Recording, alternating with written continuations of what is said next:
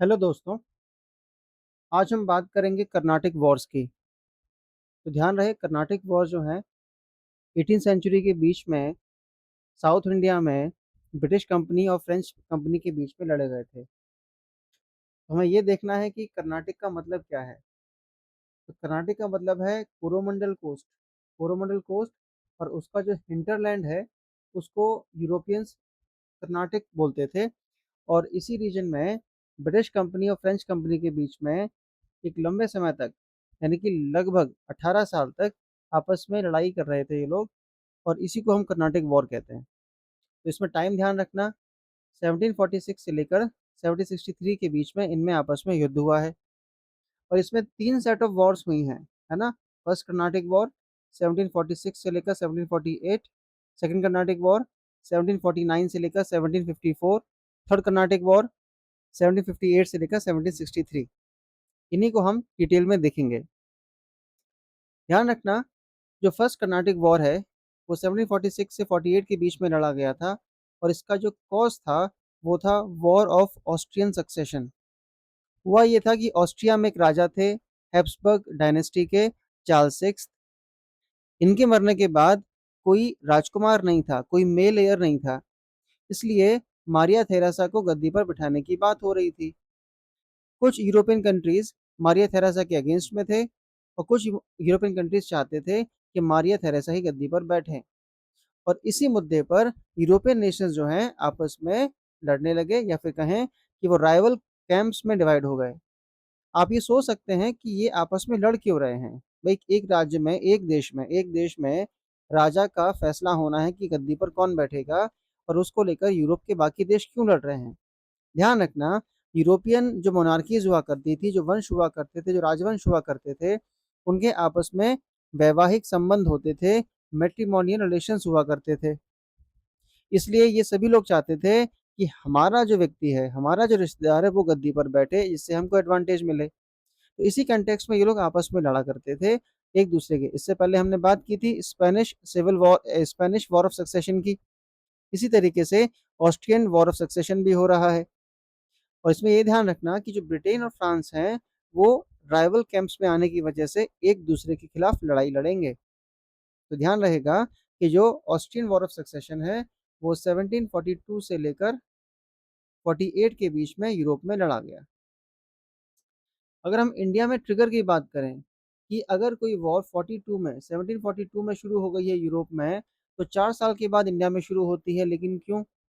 ध्यान रहे कि इंडिया में जो दोनों कंपनीज है ना, जो ब्रिटिश ईस्ट इंडिया कंपनी है या जो फ्रेंच ईस्ट इंडिया कंपनी है, ये दोनों कंपनी कैसी हैं, ये मर्चेंट कंपनीज हैं। तो टेक्निकली देखा जाए तो मर्चेंट कंपनीज को आपस में नहीं लड़ना चाहिए, भले ही उनके मदर नेशंस, फादर नेशंस आपस में लड़ते रहें। और यही वहाँ की गवर्नमेंट ने इन कंपनीज को बोल दिया था कि आप आपस में नहीं लड़ेंगे। लेकिन हमेशा क्या होता है कि हर कंपनी के अंदर, हर इंस्टीट्यूशन के अंदर कुछ लोग होते हैं जिनमें पेशेंस नहीं होता है, जो अग्रेसिव होते हैं, वो अलग ही दुनिया में जीते हैं। तो यहाँ पर ब्रिटिश नेवी ने क्या किया, उनके कैप्टन ने क्या किया, आगे बढ़कर फ्रेंच शिप्स को कैप्चर कर लिया। फ्रांसीसी जहाज जो खड़े थे पौंडीचेरी के पास, उन्हें कैप्चर कर लिया। और इस बात को ट्रिगर मानते हुए डुप्ले ने भी जवाबी कार्यवाही की और मॉरिशस के फ्रेंच गवर्नर लाबुर्दाने को बुलाया और उसने मद्रास को कैप्चर कर लिया। यानी कि बहुत अच्छा काम किया था डुप्ले ने ब्रिटिश को हराने के मामले में, कि उन्होंने उनके सबसे इम्पोर्टेंट सेंटर ऑफ ट्रेड उसे कैप्चर कर लिया था। और इस तरीके से फ्रांसीसियों को, फ्रेंच को एक लीड मिल गई थी अगेंस्ट द ब्रिटिश। अब इसी कंटेक्स्ट में ध्यान रखना कि फर्स्ट कर्नाटिक वॉर में बैटल ऑफ सेंट थोमे, माइलापोर या अडयार, एक ही नाम है तीन बैटल्स के, है ना। सेंट थोमे है, माइलापोर है और अडयार है। ये वॉर का इवन वो डेट भी पूछ सकते हैं आपसे, 24 अक्टूबर 1746। इसमें हुआ क्या था, इसमें 300 फ्रेंच सोल्जर्स थे और 700 इंडियन सोल्जर्स थे। यानी कि टेक्निकली ये आर्मी किसकी थी, ये आर्मी फ्रेंच आर्मी थी, फ्रेंच कंपनी की आर्मी थी। इसमें ये सोल्जर्स की स्ट्रेंथ है 300 प्लस 700 यानी कि 1000। और इस आर्मी ने क्या किया, इसने नवाब की, कौन कौन था नवाब, नवाब था अनवरुद्दीन। नवाब था अनवरुद्दीन, कहाँ का, कर्नाटक का। कर्नाटक स्टेट भी है, इसकी राजधानी अर्काट है। तो कर्नाटक में अर्काट का जो नवाब है अनवरुद्दीन, उसकी आर्मी को महफूज खान लीड कर रहा था, और आर्मी की स्ट्रेंथ कितनी थी? 10,000। तो आप देख सकते हैं 1,000 की आर्मी ने 10,000 की आर्मी को हरा दिया। लेकिन आपसे पूछा जा सकता है कि वॉर हुई क्यों थी, ये बैटल हुई क्यों थी? हुआ ये था कि डुप्ले ने अनवरुद्दीन के साथ थोड़ी सी सेटिंग कर ली थी, और उसको ये फेक प्रॉमिस कर दिया था कि सर, हम जब ब्रिटिश पे हमला करेंगे, मद्रास को कैप्चर करेंगे, भले ही हम आपके रीजन में लड़ेंगे, लेकिन आप बीच में मत आना। भाई, जो टेरिटरी है वो किसकी है? टेरिटरी अनवरुद्दीन की है, नवाब ऑफ कर्नाटक की है। तो अगर आप नवाब की टेरिटरी में किसी को मारते हैं, पीटते हैं, कैप्चर करते हैं, तो ये डायरेक्ट जो वायलेशन है वो नवाब की सोवरेंटी का है, आप उसके पावर को चैलेंज करते हैं। तो डुप्ले ने अनवरुद्दीन से बात कर ली थी कि सर, आप बीच में नहीं आना, मद्रास में कैप्चर कर लूंगा और कुछ समय के बाद आपको दे दूंगा। लेकिन हुआ ये कि अनवरुद्दीन ने ये महसूस किया कि डुप्ले ने मद्रास कैप्चर तो कर दिया है, लेकिन वो सरेंडर, वो मद्रास को मुझे नहीं दे रहा है जो कि उसने प्रॉमिस किया था।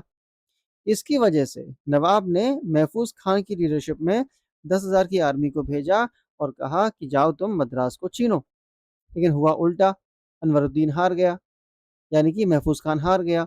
और ये वॉर, ये जो बैटल है, ये जो हार है इंडियन इंडियन आर्मीज की, ये बहुत इंपॉर्टेंट है, क्योंकि इस डिफीट ने एक्सपोज कर दिया कि इंडियन स्टेट्स की जो मिलिट्री है वो कितनी कमजोर है। भले ही वो संख्या में ज्यादा हो, लेकिन जो यूरोपियन आर्मी है, जो बेटर इक्विप्ड है, उनके वेपन्स बहुत अच्छे हैं, वेल ट्रेंड है, और उनका जो यूरोपियन स्टाइल का जो डिसिप्लिन है, वो इंडिया की आर्मी की तुलना में ज़्यादा प्रोग्रेसिव और ज़्यादा इफेक्टिव है। तो हम ये कह सकते हैं कि इंडियन स्टेट्स की आर्मी की साइज को देखकर नहीं डरना है।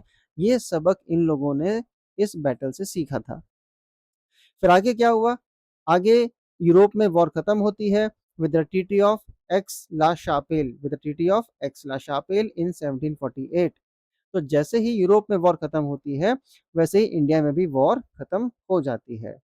तो इस तरीके से फर्स्ट कर्नाटिक वॉर खत्म हो जाती है, और इसी ट्रीटी के बेसिस पर मद्रास को ब्रिटिश को वापस भेज दे दिया गया, और उसके बदले में नॉर्थ अमेरिका में जो फ्रेंच कॉलोनी थी, फ्रेंच एरिया था, लुइसबर्ग, जो आज का नोवा स्कॉटिया है, ये फ्रांसीसियों को मिल गया था। तो ये तो मिल गया था फ्रांस को, और ये मिल गया था ब्रिटेन को। यानी कि डुप्ले ने जो मद्रास जीता था, उसे उसे वापस करना पड़ा, और जो लीड इसको मिली थी वो उसे छोड़नी पड़ी। तो ध्यान रखना, फर्स्ट जो एंगेजमेंट है, फर्स्ट जो कर्नाटिक वॉर है, उसमें फ्रेंच को लीड मिली थी, लेकिन वो lead because of European context उसको छोड़नी पड़ी। सेकंड कर्नाटिक वॉर में क्या हुआ? ध्यान रखना, जो सेकंड कर्नाटिक वॉर है वो 1749 से लेकर 54 के बीच में चलेगी, यानी कि लगभग 5 साल। और यहाँ पर अगर आपसे पूछा जाए कि कॉज क्या था इस वॉर का, तो ध्यान रखेंगे कि इंडियन स्टेट्स थे, और उनमें मुद्दा था सक्सेशन डिस्प्यूट्स का। भाई, कोई भी राजा मरेगा, तो उस राजा के मरने के बाद में गद्दी पर कौन बैठेगा, तो वहाँ एक विवाद की स्थिति बन सकती है, डिस्प्यूट राइज कर सकता है। और इस देश में कभी भी सक्सेशन लॉज स्टैब्लिश नहीं थे कि राजा की इच्छा से गद्दी पर बैठेगा, या कोई और भी कोई नियम नहीं था। इस वजह से जो कैपेबल होता था या जिसका सपोर्ट ज़्यादा होता था, वो गद्दी पर बैठ जाया करता था, और अगर किसी को दिक्कत होती थी तो वो रिवोल्ट करने की कंडीशन क्रिएट करता था। ध्यान रखना, हैदराबाद में क्या हुआ है? हैदराबाद में जो निज़ामुल मुल्क चिनकिलिच खान थे, उनके मरने के बाद नासिर नासिर जंग गद्दी पर बैठता है। ये उनके लड़के थे, और नासिर जंग के सक्सेशन को डिस्प्यूट करते हैं कौन? निजामुल मुल्क के ग्रैंडसन मुजफ्फर जंग। इसी तरीके से कर्नाटक में क्या हुआ? दोस्त अली के मरने के बाद में उनका जो ऑफिसर था, उनका एक ऑफिसर था अनवरुद्दीन, वो गद्दी पर बैठा, और आगे चलकर इनका दोस्त अली का जो दामाद है चंदा साहेब, वो इस सक्सेशन को डिस्प्यूट करता है। तो ध्यान रखना, चंदा साहिब अचानक से डिस्प्यूट नहीं करता है। दोस्त अली के मरने के बाद में चंदा साहिब जो थे, सॉरी, दोस्त अली के मरने के समय चंदा साहिब जो थे वो जेल में थे, मराठों ने उनको कैद कर रखा था। इस वजह से चंदा साहिब नहीं थे, दोस्त अली जो ऑफिसर था वो गद्दी पर बैठ गया, नवाब बन गया। और जब चंदा साहिब को रिलीज किया गया, तब चंदा साहिब ने बाहर आकर डिस्प्यूट किया, उन्होंने रेज किया प्रॉब्लम, ऑब्जेक्शन, कि अनवरुद्दीन का कोई अधिकार नहीं है गद्दी पर बैठने का। इन हालातों में इन हालातों में जो डुप्ले है, जो इस पूरे खेल का मास्टरमाइंड है, उसने सपोर्ट किया जो कंटेंड कर रहे थे कि जो गद्दी पर बैठा हुआ है वो गलत बैठा हुआ है। तो ध्यान रखना, हैदराबाद में हैदराबाद में डुप्ले ने सपोर्ट किया मुजफ्फर जंग को और कर्नाटक में सपोर्ट किया चंदा साहिब को। और इस सपोर्ट को देखते हुए ब्रिटिश कंपनी को ये समझ में आया कि अगर हमने फ्रेंच को अपोज नहीं किया तो हम गेम से बाहर हो जाएंगे, इंडिया से बाहर हो जाएंगे। तो उन्होंने भी मुजफ्फर जंग के राइवल नासिर जंग को सपोर्ट किया और चंदा साहिब के राइवल अनवरुद्दीन को सपोर्ट किया। फिर आगे चल के जो बैटल एग्जैक्टली हुई थी, वो पहली बैटल है battle of Ambur. Battle of Ambur August 1749। इसमें ध्यान रखना, फ्रेंच और उनके अलाइज ने अनवरुद्दीन को हराया और उनको मार दिया और इस तरीके से चंदा साहिब को अरकाट में नवाब बना दिया गया। और इसी कंटेक्स्ट में ध्यान रखना कि एक लड़का है अनवरुद्दीन का, मोहम्मद अली। जब तक मोहम्मद अली जिंदा रहेगा चंदा साहिब को खतरा बना रहेगा कि कहीं मोहम्मद अली किसी और के साथ मिलकर मुझे गद्दी से ना हटा दे। तो मोहम्मद अली अपनी जान बचाने के लिए त्रिचनापल्ली के किले में छुप गया था और उसको चारों तरफ से घेर लिया था चंदा साहिब और फ्रेंच अलाइज की फोर्सेस ने। वो चाहते थे कि मोहम्मद अली को पकड़ के उसके मार दिया जाए, जिससे कि सक्सेशन डिस्प्यूट हमेशा के लिए खत्म हो जाए। और इसी कंटेक्स्ट में जब अंग्रेजों ने देखा कि अगर हमने मोहम्मद अली को नहीं बचाया तो अरकाट पूरी तरीके से फ्रेंच के कंट्रोल में चला जाएगा और अरकाट के ही रीजन में हमारा मद्रास है, तो हमारा यहाँ रहना मुश्किल हो जाएगा। तो यहाँ पर रॉबर्ट क्लाइव जो उस समय एक क्लर्क था, उसने अपने ऑफिसर से कहा कि सर हम एक काम कर सकते हैं कि चूंकि अभी चंदा साहिब और फ्रेंच जितनी भी आर्मी है वो त्रिचनापल्ली को घेरे हुए है, यानी कि अरकाट जो उनकी कैपिटल है वो उतना अच्छे से डिफेंडेड नहीं है। तो अगर हम चाहते हैं कि त्रिचनापल्ली के ऊपर फ्रेंच आर्मी का प्रेशर कम हो, चंदा साहिब की आर्मी का प्रेशर कम हो, तो हम चंदा साहिब की कैपिटल को कैप्चर कर लेते हैं और जब वो अपनी कैपिटल को बचाने के लिए लौट के आएंगे अरकाट में तो त्रिचनापल्ली से हम मोहम्मद अली को निकाल लेंगे। वैसा ही हुआ। रॉबर्ट क्लाइव ने सिर्फ 210 सोल्जर्स के साथ अरकाट पे हमला किया और वो जो थोड़े बहुत सोल्जर्स थे चंदा साहिब के, वो इनका सामना नहीं कर पाए, वो किले को छोड़ देते हैं और उस फोर्ट को रॉबर्ट क्लाइव कैप्चर कर लेता है। और जब चंदा साहिब अरकाट पे हमला करता है तो रॉबर्ट क्लाइव 53 दिनों तक अपनी पोजीशन को बनाए रखता है, जब तक कि रीइंफोर्समेंट ना आ जाए, जब तक कि मोहम्मद अली को तिरछनापल्ली से बचा ना लिया जाए। जो प्लान किया था रॉबर्ट क्लाइव ने वही हुआ। तिरछनापल्ली से प्रेशर कम हुआ, मोहम्मद अली को बचा लिया गया। चंदा साहिब ने अरकाट पे हमला किया, वो इसको नहीं जीत पाया, वो भाग गया। इस तरीके से रॉबर्ट क्लाइव ने बाजी पलट दी, अरकाट को बचा लिया। आगे चल के चंदा साहिब जब अरकाट को खो देगा तो वो चला जाएगा तंजौर। तंजौर में उसको लगा था कि उसका कोई दोस्त है, लेकिन उस दोस्त मराठा जो सरदार था उसकी पहले ही बात हो चुकी है अंग्रेजों से और अंग्रेजों के साथ मिलकर या उनके साथ कॉन्स्पिरेसी से मराठों ने चंदा साहिब की हत्या कर दी। He was killed by Maratha sardars of Tanjore. और इसी कंटेक्स्ट में ब्रिटिश कंपनी ने मोहम्मद अली जो उनका सपोर्टर था, जो उनका अलाई था, गद्दी पर बैठा दिया और इस तरीके से ब्रिटिश कंपनी अरकाट में अपना इन्फ्लुएंस इस्टेब्लिश करने में सफल हो जाती है। तो जीती हुई बाजी फ्रेंच के दांतों से निकाल ले गए अंग्रेज। नासिर जंग सॉरी हैदराबाद में क्या हुआ था? हैदराबाद में नासिर जंग पर हमला किया था फ्रेंच और मुजफ्फर जंग की आर्मी ने, लेकिन मुजफ्फर जंग को कैप्चर कर लिया गया, उसको जेल में डाल दिया गया। लेकिन जो डुप्ले है उसने तिकड़म दूसरी लगाई और उसने हत्या करवा दी नासिर जंग की। नासिर जंग की हत्या करवा दी, है ना, किसी को पैसे दिए, किसी मर्सनरी को पैसे दिए, उसने हत्या कर दी। और नासिर जंग की हत्या के बाद में मुजफ्फर जंग को निज़ाम बना दिया गया और इस तरीके से फ्रेंच को हैदराबाद मिल गया। ये जो मर्डर है ये थोड़ा सा अनएथिकल है। आप बैटलफील्ड में लड़ें जीतें अलग बात है, आप हत्या करवा रहे हैं, ये थोड़ा सा गलत माना जाता है। अब इसका हुआ क्या, जब मुजफ्फर जंग को गद्दी पर बिठाया गया हैदराबाद की, तो यहाँ पर डुप्ले को बहुत ज़्यादा या बहुत बड़े रिवॉर्ड्स दिए गए। जैसे कृष्णा रिवर के साउथ में जो भी मुगल टेरिटरी होगी उसका गवर्नर बनाया गया डुप्ले को। नॉर्दर्न सरकार का जो रीजन है ना, हैदराबाद का जो कोस्टल रीजन है, वहाँ का जो सॉरी तेलंगाना, हाँ हाँ, हैदराबाद का जो रीजन है उसका जो कोस्टल रीजन है वहाँ के कुछ रीजन्स दिए गए इसको डुप्ले को। दूसरा, फ्रेंच आर्मी कैप्टन बुस्सी के लीडरशिप में हैदराबाद में स्टेशन की गई ताकि हैदराबाद को फ्रेंच के लिए सेफ किया जाए। आगे चलकर जब मुजफ्फर जंग मर जाएगा तो उसकी जगह पर सलाबत जंग को गद्दी पर बिठा दिया जाएगा। सलाबत जंग। और ये भी क्या होगा, ये भी फ्रेंच पपेट होगा। फिर आगे चल के क्या हुआ कि ब्रिटिश ने ये इंश्योर किया कि डुप्ले जो है वो एक बड़ा खतरा बन रहा है for British interest in Deccan और साउथ इंडिया। तो उन्होंने लुइस 15 को थोड़ा समझाया, उसको बातें समझाई, उसको बातें बना के बताई कि जो तुम्हारा डुप्ले तुमने भेजा हुआ है इंडिया में, वो लड़ाई कर रहा है, वो ट्रेड नहीं कर रहा है। और यहाँ पर जो लुइस 15 है वो इनकी बातों में आ गया, है ना। वो इनकी बातों में आ गया और उसने आदेश दिया कि डुप्ले को वापस बुलाया जाए पेरिस। और उसके जगह पर जो एक्टिंग गवर्नर बनाया गया था वो था ग्योदेहू। और उससे कहा गया कि तुम ब्रिटिश के साथ में पीस ट्रीटी साइन करो। और इस तरीके से ट्रीटी ऑफ पौंडीचेरी साइन होती है 1754 में। और ये आपका सेकेंड बैटल ऑफ कर्नाटक खत्म हो जाता है, सेकेंड वॉर ऑफ कर्नाटक खत्म हो जाता है। और यहाँ पर अर्काट में ब्रिटिश कंपनी बैठी है, जो मद्रास का नेबरिंग रीजन है। और हैदराबाद में फ्रेंच कंपनी बैठी है। हालांकि उससे कोई खास फर्क नहीं पड़ रहा है हैदराबाद से, क्योंकि जो इनके लोकल रीजन थे वो तो अर्काट के कंट्रोल में थे। तो हम कह सकते हैं कि इस बार ब्रिटिश कंपनी ने अपनी इज्जत ही नहीं बचाई, अपने आप को स्ट्रांगली स्टैब्लिश किया साउथ इंडिया में, है ना। तो ये ध्यान रखना, there they came out with flying colours. ये जो थर्ड कर्नाटिक वॉर है वो 1758 से 63 के बीच में चली थी। और इसका जो कॉज था वो था 7 years war between France and Britain.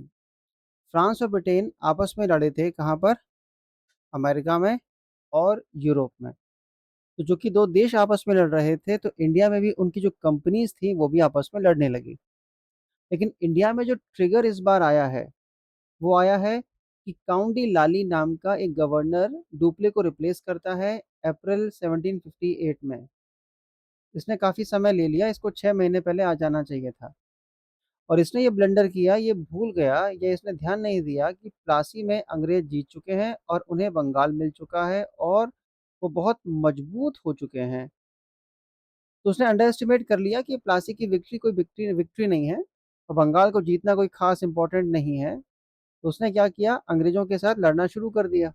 ध्यान रहे, 7 years वॉर 56 में शुरू हुआ था, लेकिन लड़ाई 58 में शुरू हुई थी, यानी कि 2 साल बाद। बहुत इंटरेस्टिंग है, ये चाहते तो नहीं लड़ते, नहीं लड़ते तो चीज़ें शायद शांति से बनी रहती। लेकिन काउंट डी लाली जो मोस्ट इनअप्रोप्रिएट व्यक्ति है इस समय as governor of French company in India began the war. और यहाँ पर लाली जब इंडिया आता है तो उसने मद्रास को कैप्चर करने की कोशिश की, लेकिन वो हार गया। उसने तंजौर को जीतने की कोशिश की, लेकिन वो नहीं कर पाया। इससे जो फ्रेंच मोराल है ना, जो उनका मोटिवेशन या फिर कॉन्फिडेंस है, जो प्रेस्टीज है, वो डिक्लाइन कर गई। जब वो इनको नहीं जीत पाया तो उसने एक ब्लंडर कर दिया कि हैदराबाद में जो फ्रेंच फोर्सेस हैं कैप्टन बस्सी की लीडरशिप में, उनको रिकॉल कर लिया। और वो उसके बावजूद अंग्रेजों को नहीं हारा पाया। लेकिन गलती जो हुई वो ये कि जो हैदराबाद अभी तक फ्रेंच कंट्रोल और इन्फ्लुएंस में था, उसको आसानी से ब्रिटिश ने अपनी आर्मी भेजकर कैप्चर कर लिया। तो आप देख सकते हैं कि जो भी गेंस थोड़े बहुत बचे हुए थे डुप्ले के, उसके जाने के बाद हैदराबाद जैसे, वो भी इसने लूज कर दिए। फिर फाइनली बैटल ऑफ बंडीवॉश होता है कब, 22 जन 1760। 22 जन 1760 आपसे पूछ लेगा। और ये जो बैटल है इसमें फ्रेंच फोर्सेस को लीड कर रहे थे सर आयरकूट, और ब्रिटिश फोर्सेस को लीड कर रहे थे बस्सी। और बहुत ही क्रशिंग डिफीट इन्फ्लिक्ट की है ब्रिटिश फोर्सेस ने फ्रेंच के ऊपर, और इसके बाद ये कभी नहीं उठ पाएंगे, है ना। इसी के पैरेलल में ब्रिटिश नेवी ने इस थर्ड कर्नाटिक वॉर में फ्रेंच नेवी को 3 बार हराया है, जिसने स्टैब्लिश कर दिया कि समंदर पर किसका राज रहेगा। फिर 3 साल बाद, लगभग 3 साल बाद ट्रीटी ऑफ पेरिस होती है 1763 में, जिससे आपका जो 7 year वॉर है वो एंड होता है। और इसके साथ में जो फ्रेंच टेरिटरीज अंग्रेजों ने कैप्चर कर रखी थी उन्हें वापस कर दिया गया, लेकिन इस शर्त पे वापस किया गया कि अब कोई फोर्टिफिकेशन नहीं होगा, कोई आर्मी मेंटेन नहीं की जाएगी, और आप सिर्फ और सिर्फ क्या करेंगे, ट्रेड पर फोकस करेंगे। तो इस तरीके से तीनों कर्नाटिक वॉर हमने पढ़ ली हैं। हम नेक्स्ट वीडियो में देखेंगे कि इनमें फ्रेंच के हारने के पीछे और ब्रिटिश के जीतने के पीछे क्या कारण थे। Thank you.